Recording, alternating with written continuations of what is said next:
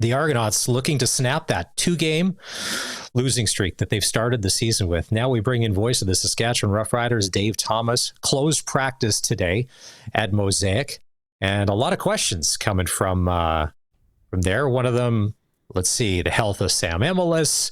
What are we going to do? Many roster changes. Dave, these closed practices, do you hang out in your vehicle in the parking lot? Or are you standing outside the gates until security lets you in? Like, what happens when the Riders have locked everybody out? Well, I was thinking about investing in a drone, but I was told that would probably be wrong. And as Canadian soccer officials can tell you, it indefinitely is wrong. So basically what I'm doing is I'm going ahead and I'm just preparing and getting ourselves set for the game. And then they let the media in right at the end of practice. And we quickly decipher, okay, who was on the field, who wasn't on the field, what can we ask, where can we find it? And we try to make our best guesses from there. Do you look for anybody that's like dripping sweat or is completely soaked from head to toe uniform wise to be like, all right, Micah Johnson looks like he's done some stuff here today. And then scramble everybody now. Actually, it's amazing because I was joking with some of the riders this afternoon. And I said, what would be really funny if Coach Mace, just to trip us up, decided that he would go ahead and like spray some water in somebody's face or whatever and have them walk by us right at the end of the workout as we came out onto the field for our media availability. Like that would be like absolute top drawer tomfoolery, right? If they could go ahead and pull that off with somebody walking by in front of us in that aspect. Coach Mace is trolling everybody in the local media. Yeah. All right, so what did we find out today? What is the big story coming from practice in Coach Mace? Well, we will hear from Coach Mace momentarily, but he did update us on what the status of Samuel Emilus will be on Friday night in Toronto, and he will not go. He is going to be out. They're going to hold him out. It's not long-term by the sounds of it, and I think it's more precautionary than anything, but they did confirm that he will not go. The good news is that Thomas Bertrand-Houdan was a full participant in practice today and is available for the game in Friday. So there's good news there, which leads to a lot of different questions and how you're going to go ahead and assemble your roster. Joe Robustelli definitely was out on the field today. I don't know how much he was because I didn't get a chance to see it, but he was filling in with the first team offense yesterday. So maybe there's an opportunity for him to play in Toronto on Friday and draw into that receiving core. But then there's also the ratio balance that you have to do. If you're going to put Thomas Bertrand-Houdan back in for your number of Canadians, then that means you got to pull somebody else out. So you can go ahead and determine who that may or may not be, as again, Thomas Bertrand-Houdan is a running back. So I'll leave that to you to decipher. On the Emilus front, are they saying, is it upper body or lower body? Because that's about as much as you get unless there's something specifically filed. Lower body, he injured it early in the game, apparently, and he worked through it. I was going to say fought through it. I don't know if that's the right terminology or not. He played through it, and he tried to push through it, and then he got taken out. He went back in for a little bit and then got taken out again as they decided that, okay, hold on, we've got to make sure we take care of this and don't allow a small issue to become a bigger issue. So on the side of player safety, that's why Samuel Emilus was removed from the end of the game in Hamilton, and that's why he won't play in Toronto this week, also keeping in mind it is a short week. Do you feel the same way, even though the Argonauts have started 0-2, they're just as dangerous as they have been over these past couple of years because Toronto is just a well put together football team? What I find intriguing about Toronto is the fact, okay, so Nick Arbuckle is going to start at quarterback. It's all but been confirmed because Chad Kelly is still out with the leg injury that is sustained late last year. So Nick Arbuckle, again, he came into the Grey Cup. He managed the game. He looked sensational. He did what he had to do. But then there's times where Nick Arbuckle came in and against Calgary, he threw an interception that was a late throw that ended up in his end zone. And you're like, what's going on? So Nick Arbuckle can be hot and cold, and he's one of the best in the game when he's hot and on his game, but he also can be at the other end of the spectrum. So you never know which Nick Arbuckle you're going to be getting. And then defensively, if Wynton McManus is out, which it sounds like he's going to be for the Argos, if he's out, that's a huge blow to the defense. Coach Mace told me yesterday, as a matter of fact, that, that guy, like, they scheme him into the pass protection. They scheme him into the pass coverage. They scheme him into the blitz. Like, you just don't know where he's going to be. He's that versatile of an athlete, and he's a big blow to the Argos if he's not going to be able to line up. So I believe that they are the Grey Cup champion. They deserve the respect that comes with that. Their start has been inconsistent, but if they find a way to get clicking, it could be a very, very interesting game.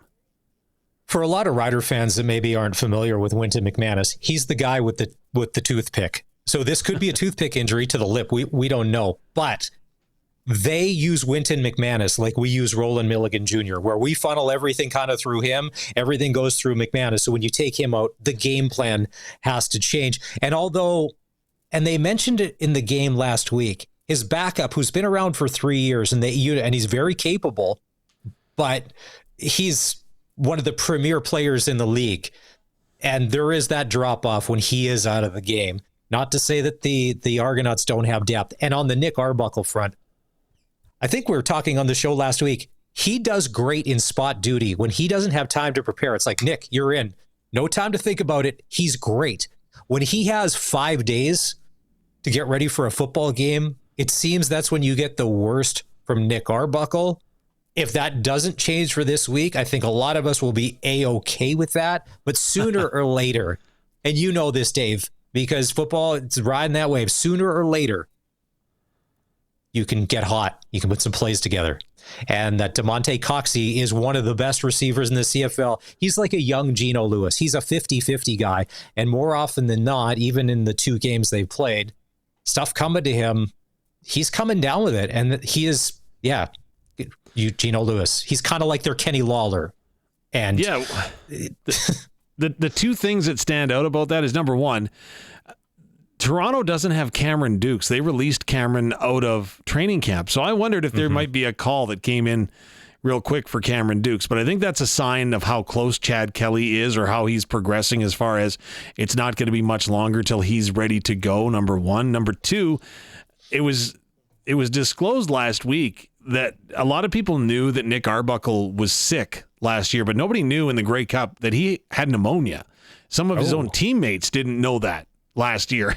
And it's something else to speak to the competitor that he is, right? So a couple of just amazing things that came out of the Argos last week. So he's going to battle and he's going to go. And again, it's just which Nick Arbuckle is going to be the one that shows up here on Friday night.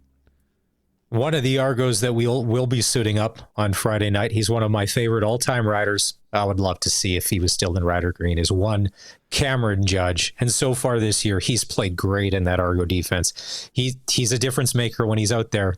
He's making plays. And obviously, if McManus is out, Judge is going to have to step up like everybody else on that defense. Yeah, absolutely. And the other former rider that, of course, will also be on the field on that defense is Anthony Laneir. Laneir. Yeah, that's going to be interesting, right? You go up against guys that you battled for predominantly all of last year, and I don't know who's got the advantage in that situation. I know I talked to Kadeem Carey today, and Kadeem said, "Oh no, it's me. I've got the advantage when it comes to who knows who better." So that's going to be an interesting matchup as well.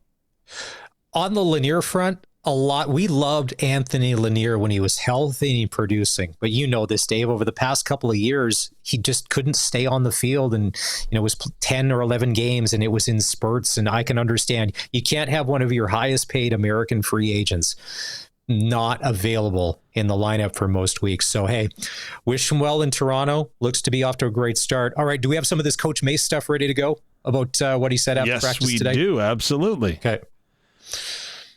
So how about we go to the first question that Coach Mace was asked was whether or not Sam Emilus was going to be able to go. Yeah, no, it's going to be pretty tough for old Sammy this week, but not anticipating anything long term, which is good. Just going to be tough for him this week.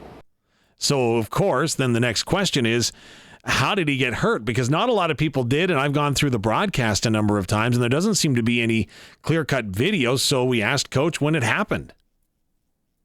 It was pretty early, to be honest. He pushed through a lot of stuff, and we identified that as a team, and he still made a few plays actually, even after being banged up, and just again kind of shows his character. Yeah.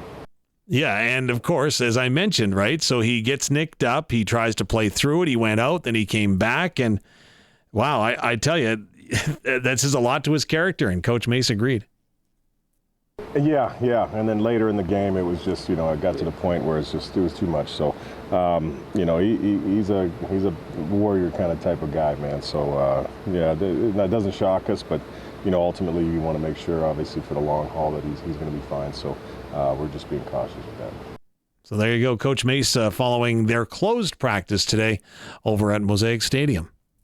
Dave, I thought we were incredibly fortunate, and I don't know what it looked like live, but on that first quarter interception, when Katsantonis came in and hit Emelis, I was like, this does not look good. If he would have got hurt on that play and stayed down, nobody would have been surprised because that looked vicious out there.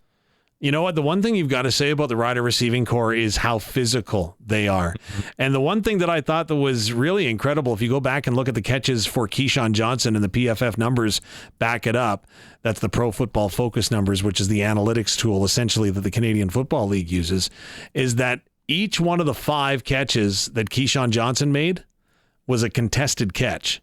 So it just shows the physicality that they had to overcome in that secondary, because Katsantonis is just one of them, and it's a New Hamilton group that is starting to gel a little bit. But again, it was such a physical game, and I'm with you. I recall that play from Katsantonis on Emelis right there. But yeah, it was a physical game all around, and giving a shout out to Keyshawn Johnson again. 5 catches, all contested, all for first downs. Contested, but then yak afterwards. Like yards after the catch where he was making defenders look like and a lot of them were in the right spots. He just was able to blow past them and use the angles and the sidelines to his ability. How about using the goal line to your ability? Because he caught that touchdown pass. I didn't think it was in where I was sitting in the stadium. And there was a lot of people that wondered. And I asked Keyshawn, I said, so did you know that was in? He goes, yeah, I made sure that my body was right. So the ball I caught in the end zone.